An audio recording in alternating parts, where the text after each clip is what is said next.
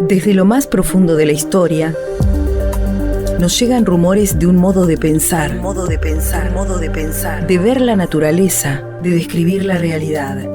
Entre el asombro, las mitologías, las leyendas, lentamente fue tomando forma un acercamiento a la formulación y validación de principios y causas. El uso de una metodología y la sistematización del conocimiento. Red de Radios Socioeducativas de la provincia de Santa Cruz presenta A Ciencia Cierta.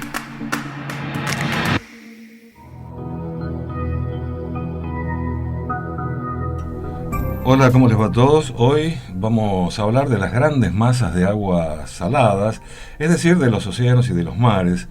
Los océanos ocupan el 60% de la superficie de nuestro planeta y el agua salada es del 97% de toda el agua que existe en él. El mar tiene una importancia inmemorial para los seres humanos.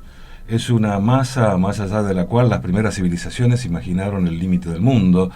También fue desde muy antiguo una importantísima fuente de nutrientes, ya que probablemente los moluscos a los que tuvieron acceso nuestros antepasados africanos, que dejaron las sabanas y se aventuraron en las costas, habrían contribuido decisivamente al desarrollo de nuestra masa encefálica y por ende a nuestra inteligencia. La importancia del mar en la psicología del hombre también queda reflejada en los antiquísimos relatos legendarios y mitológicos sobre el mar. Podemos recordar, por ejemplo, en el marco de la cultura occidental, el relato griego sobre Ulises, el guerrero y marino que, habiendo ofendido a Poseidón, el dios de los mares, tiene que vagar por años y años en el mar antes de lograr llegar a casa. El mar, como fuente de aventuras y a su vez como fuente de peligro, es una presencia constante en casi todas las culturas. Bueno, Ariel, y a modo ilustrativo también vamos a referirnos brevemente a algunos títulos de libros de la literatura universal que hacen referencia al mar. Uno de ellos, de los más conocidos, El viejo y el mar, de Ernest Hemingway, 20.000 leguas del viaje submarino, de Julio Verne, La Odisea, que ya refería a Ariel, de Homero, Moby Dick, de Herman Melville, y El lobo y el mar, de Jack London.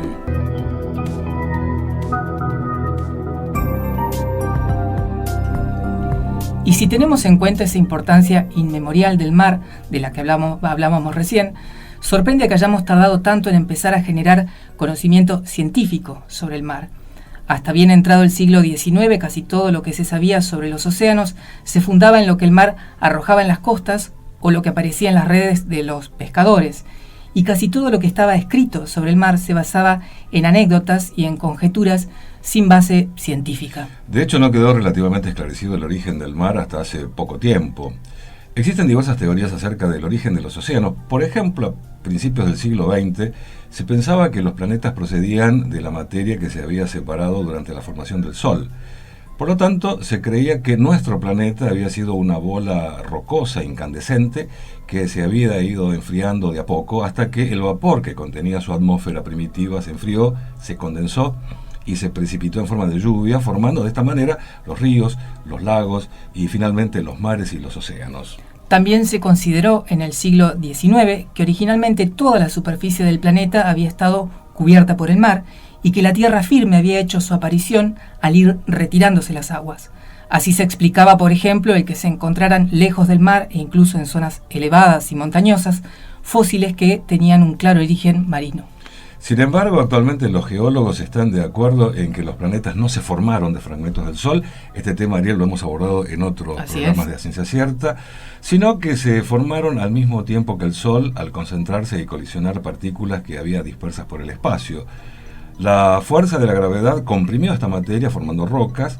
Esa misma fuerza de gravedad, al comprimir las rocas, aumentó su temperatura interna hasta que se produjeron violentas erupciones que expulsaron en forma de vapor de agua atrapada en las rocas.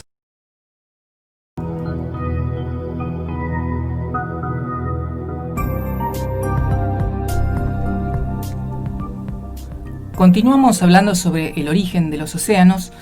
Hoy en día los geólogos han demostrado que las grandes erupciones efectivamente lanzan a la atmósfera grandes cantidades de vapor de agua que al enfriarse y condensarse cae sobre la superficie terrestre en forma de lluvia que alimenta ríos, lagos y océanos, y eso es precisamente lo que habría ocurrido en la Tierra primitiva, y así se habrían formado los océanos.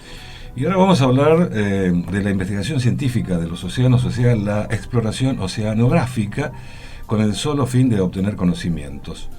Y la primera investigación realmente organizada de los mares se hizo en el año 1872. Un barco británico llamado Challenger partió en una expedición que navegó por el mundo durante 3 años y medio pescando y recogiendo sedimentos. En un trabajo tan monótono, dicen que al parecer 1 de cada 4 de los tripulantes abandonó el barco y 8 murieron o perdieron el juicio. Pero, sin embargo, recogieron 4.700 especies nuevas de organismos marinos, recopilaron información para llenar 50 volúmenes y se dio al mundo el nombre de una nueva disciplina científica. Aparecía de esta manera la oceanografía.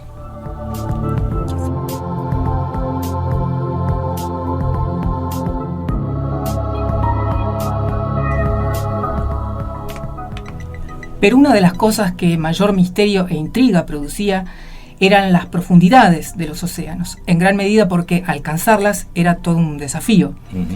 En 1930 los exploradores norteamericanos Bibb y Barton, que en gran medida eran aventureros, se sumergieron en una batisfera, o sea, una esfera de hierro con un par de ventanillas de cuarzo, y llegaron por primera vez a los 183 metros de profundidad.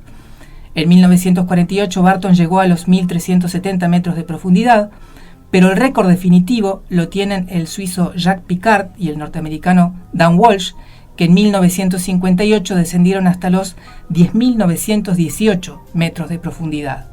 A esas profundidades, la presión del agua es tan fuerte que si se rompiera la estructura en la que descienden los exploradores, el agua aplastaría sus cuerpos y les causaría la muerte de inmediato. Cerca de la isla de Guam, al norte de las Islas Filipinas, se encuentra la Fosa de las Marianas, que con una profundidad documentada de 11.033 metros es la mayor profundidad del océano. La fosa tiene además una longitud de 2.542 metros, lo que la convierte en una de las fosas más grandes del planeta. Para tener una idea de lo profunda que es la Fosa de las Marianas, se pueden comparar sus 11 kilómetros bajo el nivel del mar con el monte Everest, la mayor altura de la Tierra, que tiene 8.848 metros. Es decir, que la Fosa de las Marianas supera por más de 2.000 metros la altura del monte Everest. Uno de los principales hallazgos de la exploración del fondo de los océanos es lo resistente y lo diversa que ha logrado ser la vida en nuestro planeta. Como dijimos hace un momento, si los humanos nos sumergiéramos sin protección en el fondo oceánico, la presión del agua lisa y llanamente nos mataría. Sin embargo, hoy sabemos que no solo existen animales capaces de soportar esa presión, sino que son sumamente numerosos. Esto se descubrió en la década de 60 del siglo pasado, cuando una exploración descubrió que incluso a una profundidad de casi 5 kilómetros había más de 2.000 especies de organismos.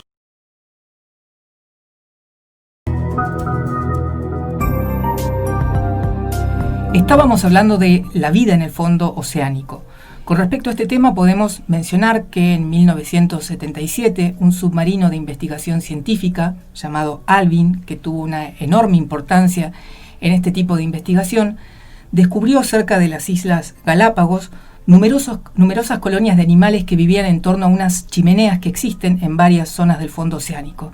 Estas chimeneas son formaciones que provienen del interior de la corteza terrestre y de las que brota constantemente agua a elevadísimas temperaturas. Y en torno de esas chimeneas entonces el Alvin descubrió colonias de gusanos de más de 3 metros de largo, de almejas de 30 centímetros de ancho, de mejillones, etc., que vivían alimentándose de bacterias que obtienen su energía y su sustento de sulfuros de hidrógeno, sustancia que para las criaturas de las superficies es lisa y llanamente tóxica, que brotan constantemente de las chimeneas.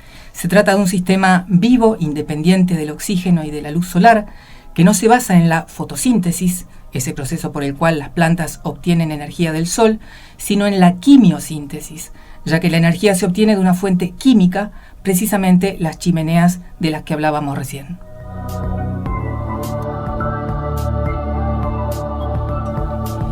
Por otra parte, una de las cosas obvias que distinguen a los mares y océanos de otras concentraciones de agua es su salinidad.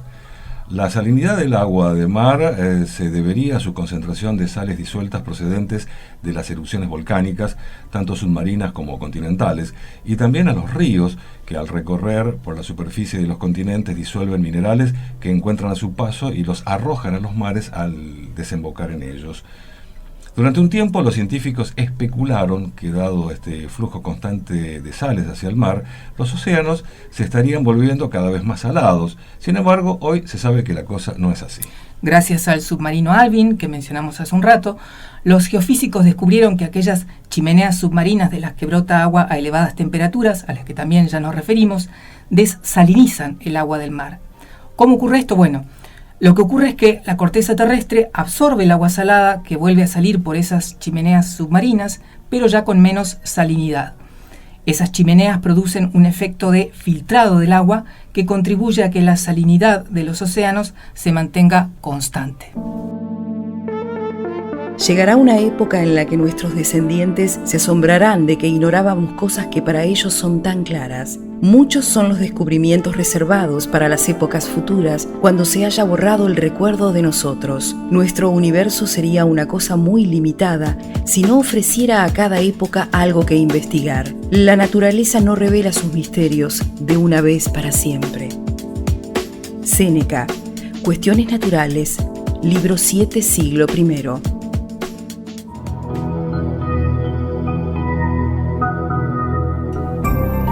Bien, tercer bloque de Ciencia Cierta. Vamos a hablar ahora del estudio del océano en el ámbito de la universidad, o sea, de la oceanografía, que es una disciplina que obviamente abarca el mar en todas sus dimensiones, es decir, su física, su química, su interacción con la atmósfera y con los continentes, especialmente en las zonas costeras, su flora y su fauna, e incluso su potencialidad económica, que no se limita solamente a la pesca, sino que incluye, por ejemplo, la generación de energía por mareas y por olas, la utilización del plancton como recurso alimentario o la navegación, que no es sino el uso del mar como medio para transportar personas y bienes.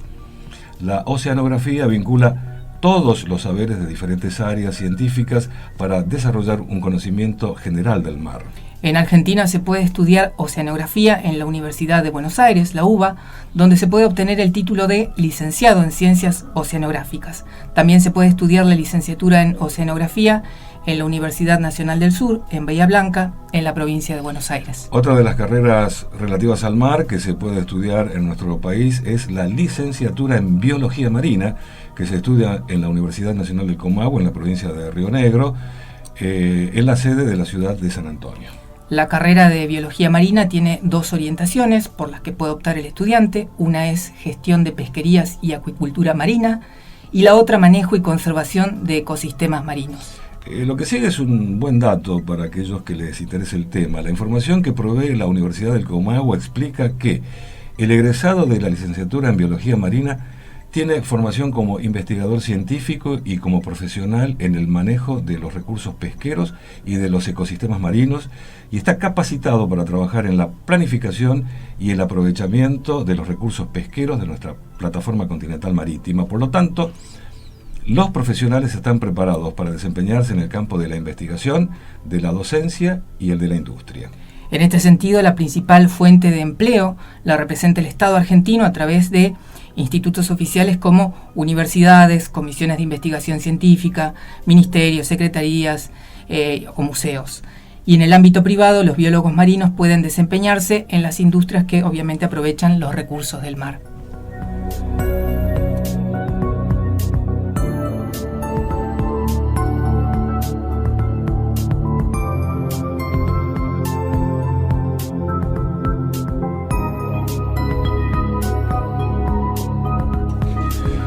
Bueno, en este último y breve espacio vamos a recomendar algunas publicaciones o referencias para aquellos que deseen investigar sobre el tema. Hay un sitio de internet, libreriadenautica.com. Allí van a encontrar libros de náutica, por supuesto en digital, libros de náutica, de navegación, cursos y toda variedad de información acerca del mar y los océanos. Y otro libro recomendable es el libro de Robert Kunzig, La exploración del mar, historia de la oceanografía, de editorial Laetoli. Esperamos sirva esto para que aquellos que les interese el tema se orienten y de esta manera llegamos al final de este programa. Hasta la próxima.